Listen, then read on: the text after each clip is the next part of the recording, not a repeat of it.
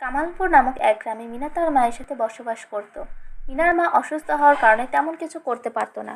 তাই তো সে গ্রামে গ্রামে ঘুরে ঘুরে ভিক্ষা করত। আর এভাবেই তাদের সংসার কোনো মতে চলতো।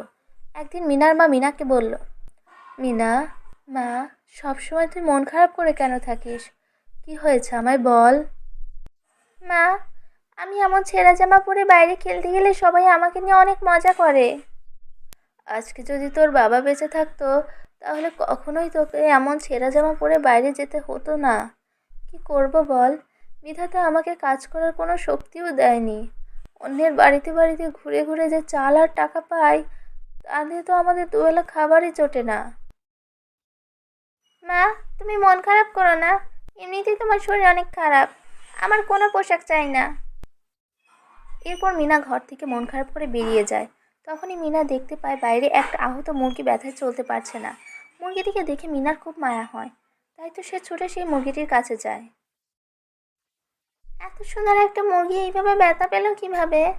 মুরগিটিকে আমি বাড়িতে নিয়ে যাই, তারপর ওকে সুস্থ করে তুলবো। এসব কথা ভেবে মিনা সেই মুরগিটিকে তাদের বাড়িতে নিয়ে যায়। মা, দেখো এই মুরগিটি কত ব্যথা পেয়েছে। ওর খুব কষ্ট হচ্ছে মা, তাই তো আমি ওকে বাড়িতে এনেছি। তুমি ওর ব্যথার স্থানে কিছু একটা লাগিয়ে দাও না মা, তাহলে ও সুস্থ হয়ে উঠবে। তা তো বুঝলাম, কিন্তু তুই কোথা থেকে কার মুরগি এনেছিস? না জানি কার পোষা মুরগি। তুই ওকে যেখান থেকে এনেছিস সেখানেই রেখে আয় যা।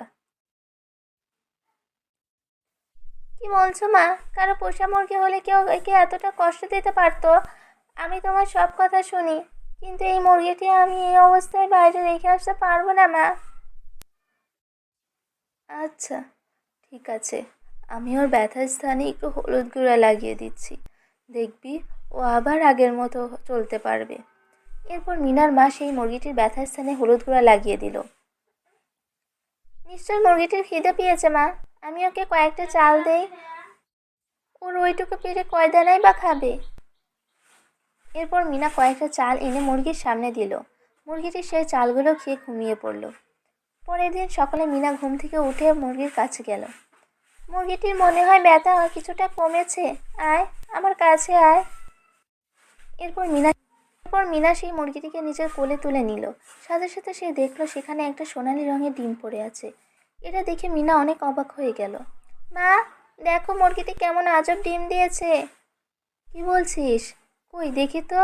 আরে, এটা তো কোনো সাধারণ ডিম মনে হচ্ছে না। এটা তো সোনার ডিম মনে হচ্ছে। কিন্তু একটা সাধারণ মুরগি কিভাবে সোনার ডিম দিতে পারে? মা, আমি রূপকথার গল্পে এমনটা শুনেছিলাম, কিন্তু সত্যি সত্যি সোনার ডিম হয় আমি আজকে দেখলাম। তার মানে মুরগি কোনো সাধারণ মুরগি নয়, এটা হলো জাদুর মুরগি। এই কথা বলে মিনা আনন্দে নাচতে থাকে। আর তার মাও অনেক খুশি হয়। এইভাবে সেই মুরগির রোজ একটা করে ডিম দিতে থাকে। আর সেই ডিম বিক্রি করে দেখতে দেখতে তারা অনেক বড়লোক হয়ে যায়। তাদের এই হঠাৎ বড়লোক হয়ে যাওয়া নজরে পড়ে নিশার।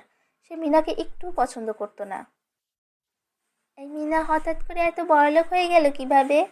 এতদিন ওর মা বাড়িতে বাড়িতে ঘুরে ঘুরে ভিক্ষা করতো। আমাকে তো বিষয়টা দেখতেই হচ্ছে।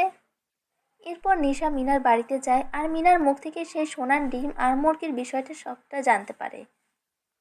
ও, তার মানে ওই মুরগিটা তোর কাছে রয়েছে? এখনই আমার মুরগি আমায় দিয়ে দে বলছি।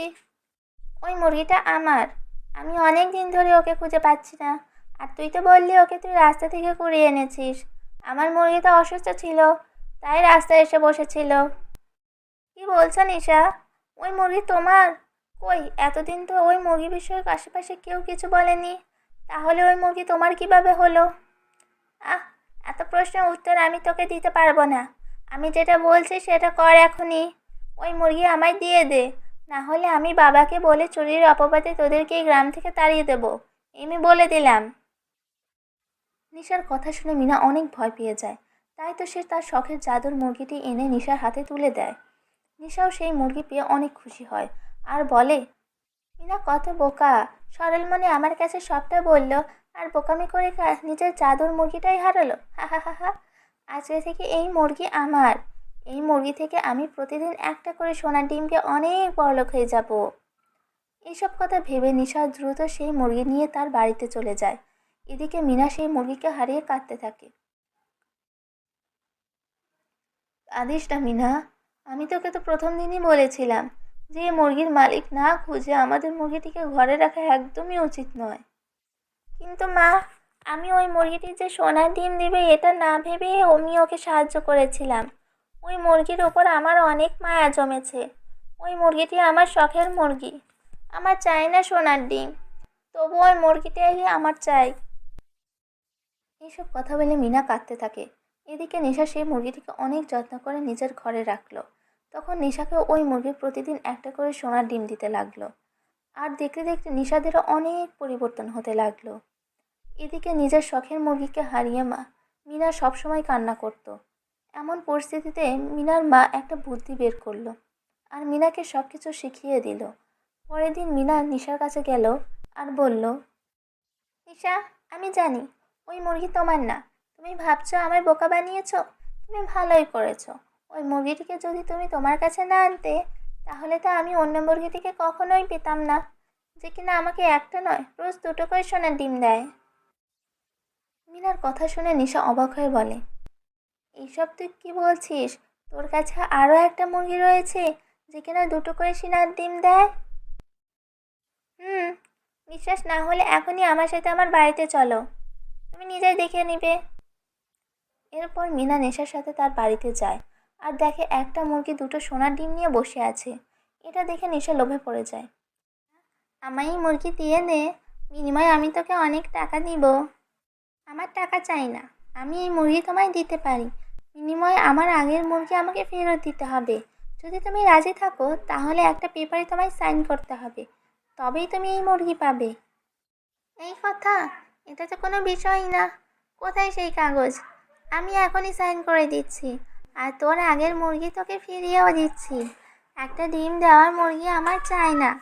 আমি রোজ দুটো করে সোনার ডিম দেবে এমন মুরগি তো চাই, যাতে আমি অনেক বড়লোক হয়ে যাই। আমি তো এই পৃথিবীর সব থেকে ধনী হয়ে যাব।